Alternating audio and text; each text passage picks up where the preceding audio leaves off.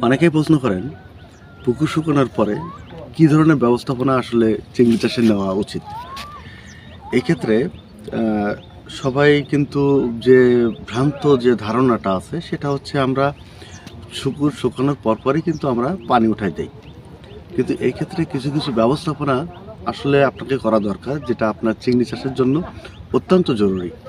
সেক্ষেত্রে আপনার প্রথম ব্যবস্থাপনা হতে পারে বাগদা চিংড়ি চাষের পুকুর প্রস্তুতির পরবর্তীতে আপনি প্রতি একরে 2 থেকে 3 কেজি পটাশিয়াম পার ম্যাগনেট আপনি প্রয়োগ করে নেবেন, এবং প্রয়োগ করার পরে যখন আপনি ক্যালসিয়াম কার্বনেটের ডোজ করবেন অথবা ডলোমাইটের ডোজ করবেন মাটিতে পিএইচ অনুযায়ী, তার পরবর্তীতে যে কাজটা করতে হবে সেটা হচ্ছে আপনার পানি অবশ্য 400 মাইক্রোইনের নেট দিয়ে আপনাকে সেকে পানি ওঠাতে হবে, এবং পানি যখন আপনার 1.5 থেকে 2 ফুট হচ্ছে আপনার পানি ওখানে ওঠানো হয়ে যাবে, সেক্ষেত্রে আপনি কপার সালফেটের একটা ডোজ করে নিলে আপনার ক্ষেত্রে অনেক ভালো হবে।